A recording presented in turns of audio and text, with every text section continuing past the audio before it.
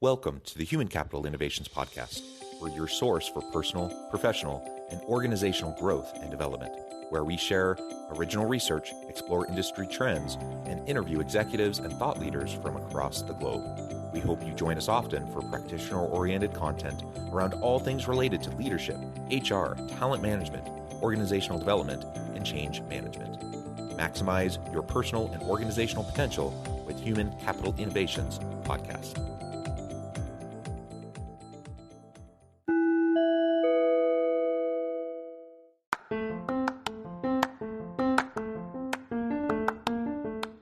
If you enjoy the Human Capital Innovations Podcast, enjoy ad-free listening by going to the Patreon page, and please consider contributing even at the producer or sponsorship level. And please leave a review. Thank you for your support.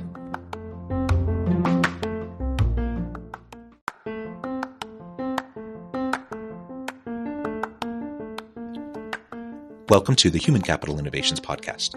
In this HCI podcast episode, I talk with Peggy Sullivan about her book, Happiness is Your Responsibility.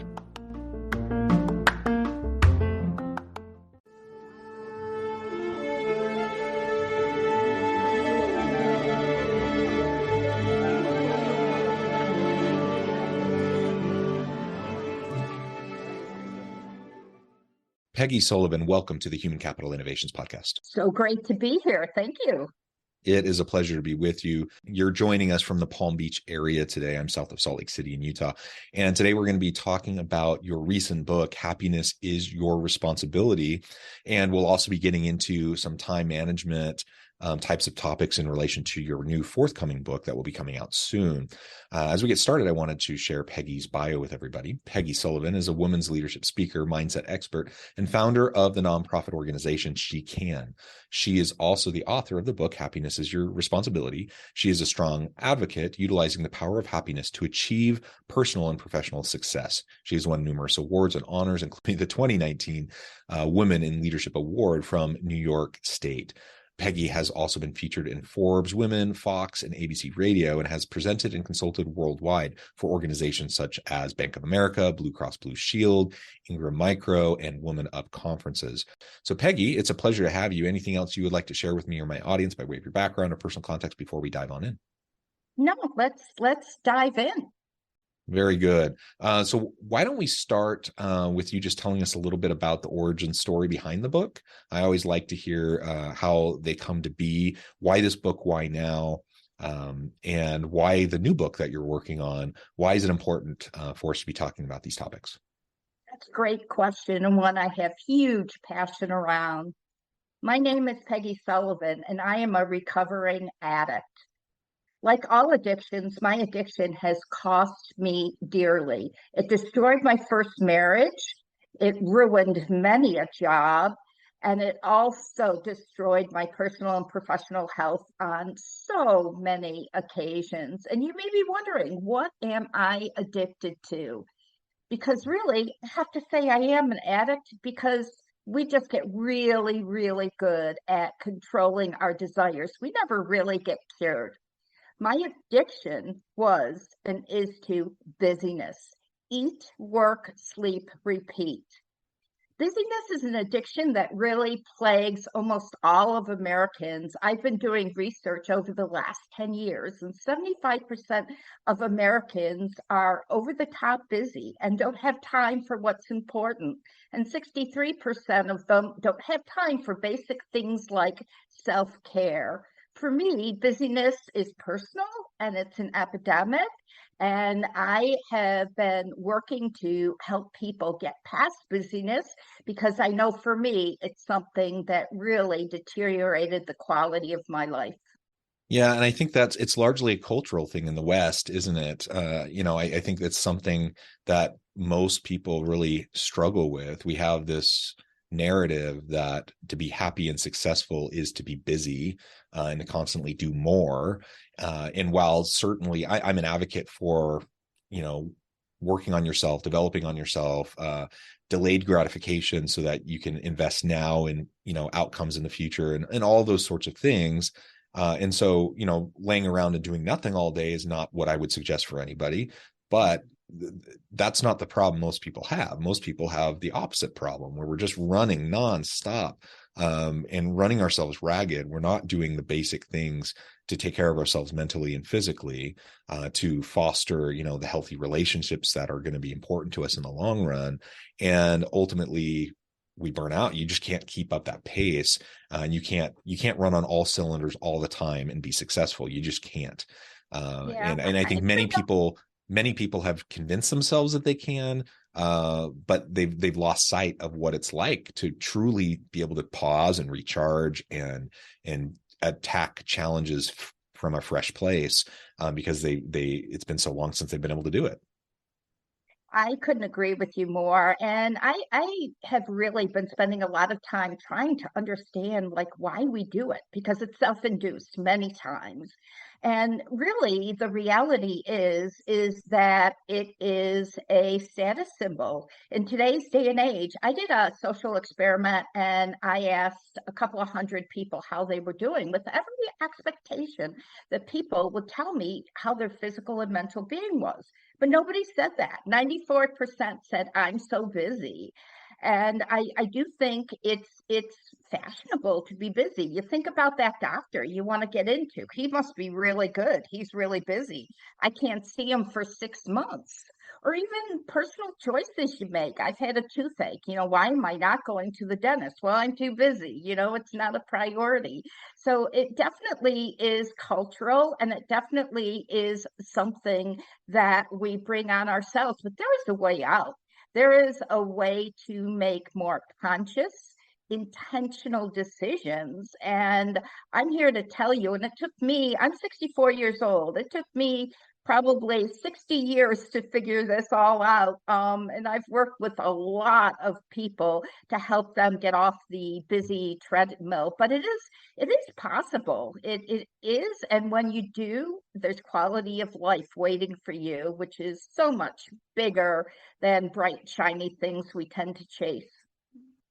Yeah. And just doing more. I mean, you have to ask yourself why. And people have different life stages. I have a PhD. Let me tell you, going through a PhD program while working multiple jobs and growing my family, I have 6 children, all of that's happening at the same time. That was an insane, crazy, busy period of my life.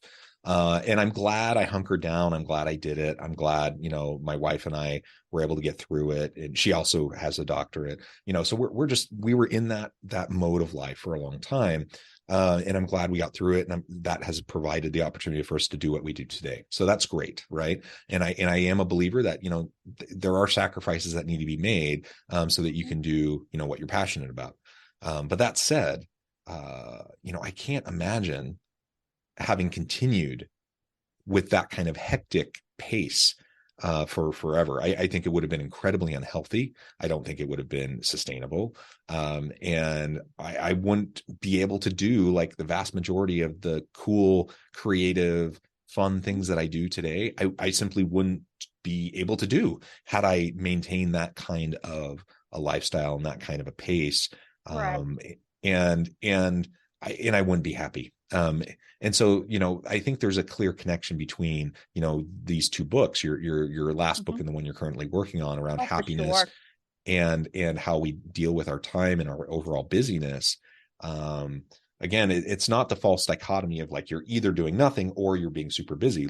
There's a huge spectrum, and there's a lot of room in between to where you can still be super efficient and productive and accomplish great things and still have a very successful career, and also practice self-care and maintain your mental and physical health and focus on your relationships and foster, those types of opportunities. You can have that too, but you have to make the choice. You have to make the choice that you're not going to be chasing endlessly, the status symbols, keeping up with the Joneses, trying to have more just to have more, because having more doesn't bring more happiness. It just doesn't. And there's so much research on that.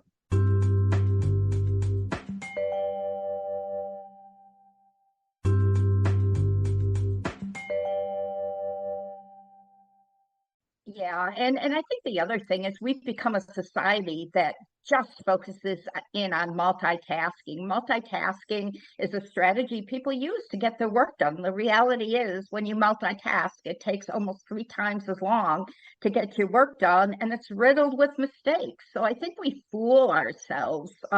We fool ourselves saying, oh, I'm taking a lunch break, but I'm really going to do my email while I'm eating a sandwich in the corner. Well, that isn't really all that enjoyable and all that refreshing. I tell people I think it's really important that they do something I call mojo making. And mojo making is about making intentional time for happiness rituals, doing things that bring you happy just because they do. I I was out in LA not too long ago, and I had a hectic schedule, and I was starting to feel myself get a little harried. So before I had a speech to give, I went down to the coffee shop and I sat there, and I decided I was going to do one of my happiness rituals right then and there, which is pretty easy for me to do because one of the ones that I love the most is just eating dark chocolate. It just tastes so good, and when I close my eyes and I take a couple of moments to really enjoy it, I just kind of calm right down. Well, on this particular day, I had my headphones on. It was a busy coffee shop, so I did it.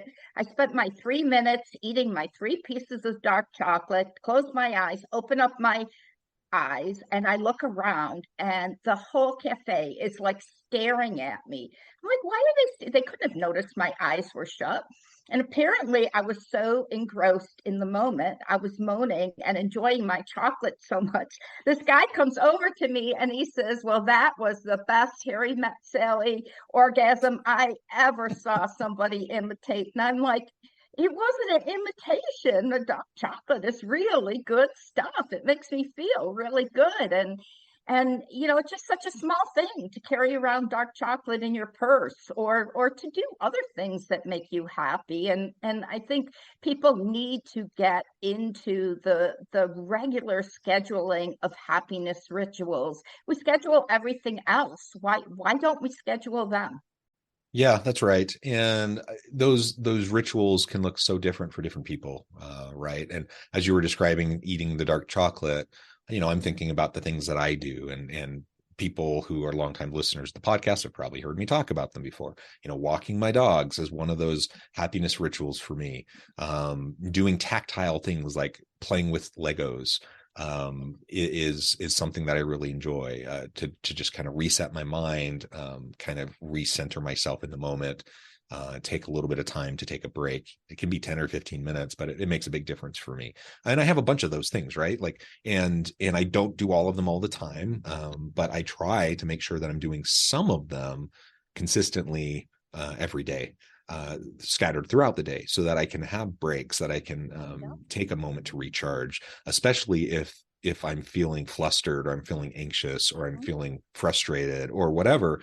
Like, it's more important than ever to make sure that I'm actually taking the time to reset. And it makes me just far more effective in what I'm doing, far more productive, because I've taken that time to reset. So I get, you know, people often say, I don't have to, that sounds great, but I don't have time. I don't have time to take a walk with my dogs. I don't have time to work out. I don't have time to do this, that, or the other thing. And my response is, I don't have time not to do those things, because if I don't do those things, my productivity goes way down, and it doesn't take me very long to notice.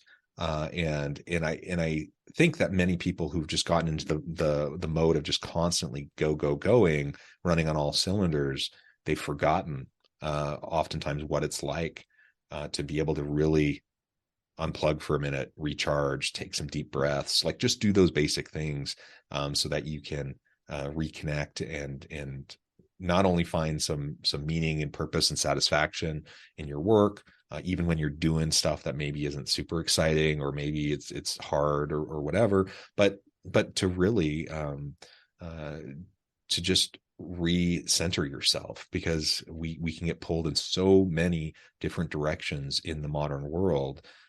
Modern societies, you know, humans in thousands and thousands of years of human evolution and evolutionary psychology have not created us to thrive in today's environment.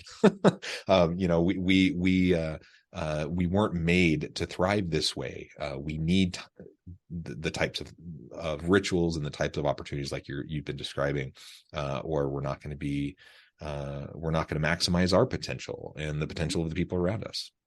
Yeah, I mean, the fact of the matter is, too, that a lot of people don't know is that happiness is biological, that when you are happy, something happens inside your brain. If you were to look at your brain when you were looking at pictures of people you love or things that make you happy, your brain would light up like a Christmas tree. And what happens is it sends neurotransmitters, dopamine, serotonin to your body saying, be happy, have more energy. And happiness also helps you prevent chronic disease. You live longer, you have better energy. And so really, there is just so many reasons for people to lead a happier lifestyle. But I think a lot of times they think that they don't have control. It's not within their power. And I know for me, I learned happiness is an inside job really, really early in life. My mom died really young of pancreatic cancer, and I can remember visiting her in the hospital, and she was depressed. She was angry. She was frustrated. And it was the same thing day in and day out. And then one day I walked into the hospital and she had a big smile on her face. She was listening to the radio. Everything changed. And I'm like, Mom, what changed? She says, I know I'm terminally ill. I know I'm probably not even going to be here a week from today, but it just occurred to me that happiness is my choice. I can choose to be happy.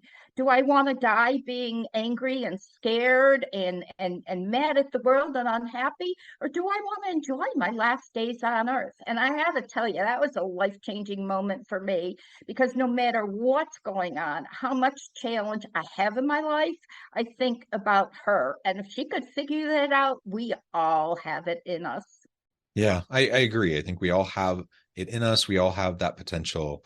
So maybe talk to us now a little bit more about how we can jumpstart our happiness. So if we find ourselves in a rut, if we find ourselves ruminating, if we find ourselves stuck in this constant busyness, how do we reset? How do we jumpstart into, this new happiness potential?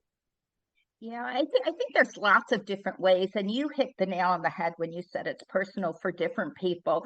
But one of the pieces of advice I give to people all the time is know your non-negotiables and don't let go of them. And that means things like making sure you're eating correctly, you're getting a good night's sleep, that you're able to be healthy, and that you draw boundaries around those things because they are so important. One of the other things I tell people is also to really, really make sure that they're not trying to be a perfectionist. And when good is good enough, that's okay. I mean, you think about the busy mother, and she freaks out when her son has wrinkles or stains on their clothes. And really, in the scope of things, it doesn't matter. Perfect isn't better. So I think I always tell people, I know I'm a big hot mess. So many things that I do are messy and sloppy, and I embrace that. And I tell other people, embrace the fact. And I think the other thing, too, that I love to tell people is live in the moment. That when you're chasing for the next shiny thing or you're ruminating about what's over, you have no control over it. You're not a fortune teller. You don't know what's going to happen in the future. But when you live in the present, it really, you get to enjoy life. And I had something happen to me during COVID. I can remember I had a membership-based organization where we met for dinner meetings, and obviously they weren't anymore, right? I mean, we couldn't get together in person. So I was very stressed about that. And one day I decided just to go for a walk, and I was busy talking to some of my employees on the phone, and we were just in a very negative space. And I looked up and I noticed that there was this dog that was a couple of houses over, and he was playing with a butterfly. He literally the butterfly would land on his nose, he would flick it up. In a couple of minutes, the butterfly would go down. And this happened for like 10 minutes. I mean, what a magical moment. I've made videos about that because to me, it was just so incredible that this dog was doing this and this butterfly was cooperating. And, it was kind of a Hallmark card. And I would have missed that because of my busyness. So it's so important to just, enjoy yourself, to smell, to see, to look around, to get out of your own head and just be quiet and enjoy the moment. So those are a couple of things that I usually tell people.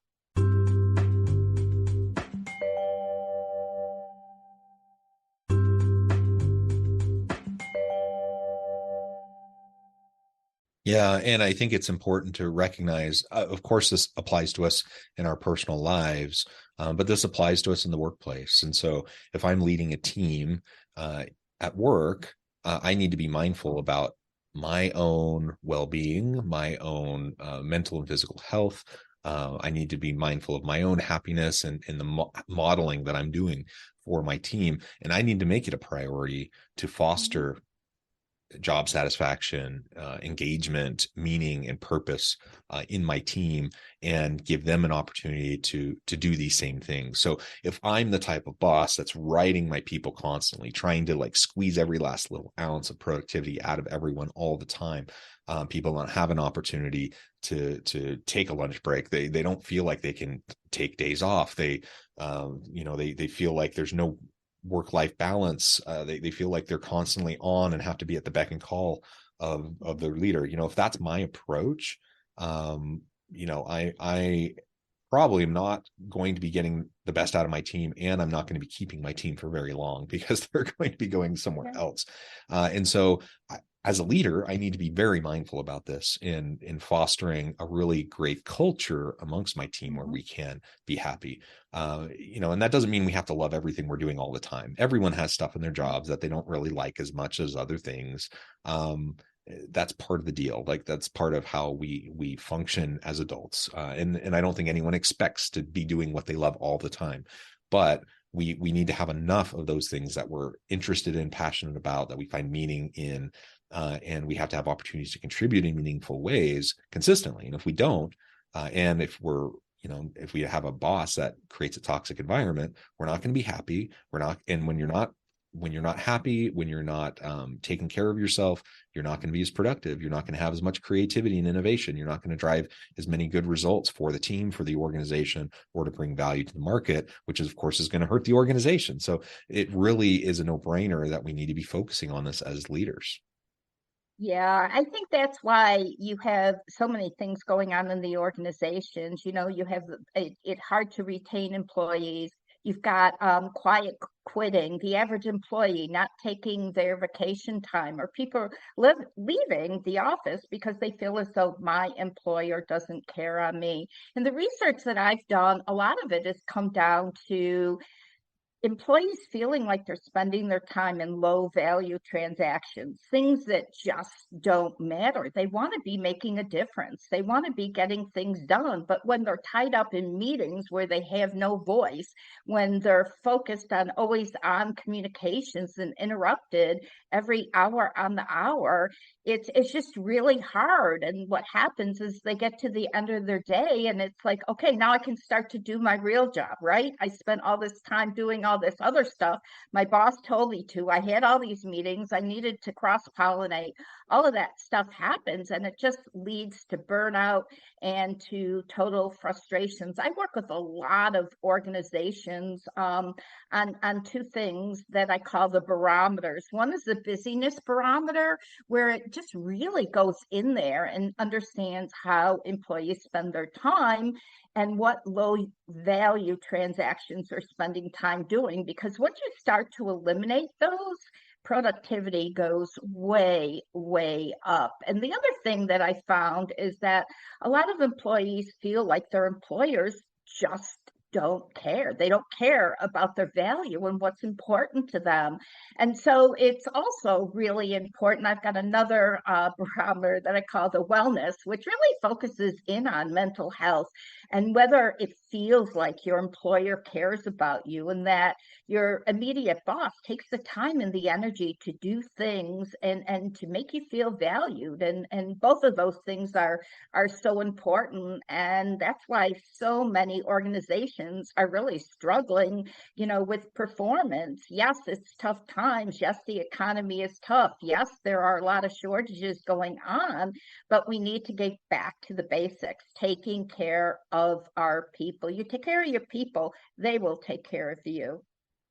Yeah, that's right. And if you take care of your people and you show that you genuinely care and you invest in them, they will perform and they will have greater levels of commitment and loyalty. So when we talk about attracting and retaining good people, it starts with building that trust and how you treat them and creating that healthy, dynamic environment. And so we have to pay attention to it. And as you've mentioned a few times, the time element to all of this is just really key, because you can't endlessly ask for more and more and more from people while giving them fewer resources. And that's been kind of the traditional model in the West, is like, let's just figure out we're going to bootstrap everything. We're constantly going to figure out how to do more and more with less and less. And then eventually some new technology comes along and it displaces workers and blah, blah, blah. That game is played out over and over and over again in organizations and with workers. And so no wonder that employees are a little bit skeptical that their employers, have their interests at heart, that are going to make sure that they are taken care of, that they're going to be invested in. And a big part of that is just simply how you deal with time. How do you respect the time of your people? Do you provide them with the autonomy to do their work in a way that makes sense to them? Do you foster a healthy work-life balance? Do you, in your own practices, do you demonstrate and model for them how to be more healthy in your approach to time management and taking those times to pause? All those things we've been discussing, all of that is very, very essential. Well, Peggy, this has just been a really fun conversation. I note the time and I'm going to have to let you go here in just a minute. But before we wrap things up for today, I wanted to give you a chance to share with the audience how they can connect with you and find out more about your work, where they can find your book, and then give us a final word on the topic for today. Absolutely. Well, first of all, you can find me on my website, which is peggysullivanspeaker.com. And if you have any interest in getting connected with a like-minded female group, there's the shecanNetwork.com. And I would have to say my feeding thought is that there is a sweet spot between peak performance and the busyness treadmill. And you can find it through some very intentional day in, day out decisions. And anyone that is interested in a free workbook or learning more about any of that stuff, I've got lots of tools and tricks. Go to my website and I'd be more than happy to, help you figure it out. I wish I hit the jackpot earlier in life. I wish I knew that I could get just as much done, be just as successful, and maybe work a little less and be a little happier. So I know for me, I'm passionate about helping other people find that. Wonderful. Thank you, Peggy. It's been a real pleasure. I encourage my audience to reach out, get connected, find out more about what Peggy can do for you. Check out her book. And as always, I hope everyone can stay healthy and safe, that you can find meaning and purpose at work each and every day. And I hope you all have a great week. Do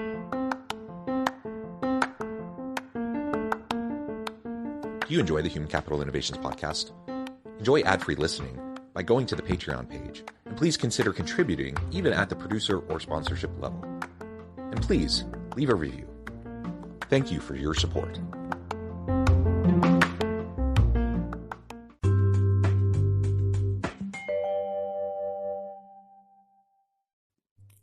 Thanks again for joining us for this episode of the Human Capital Innovations Podcast.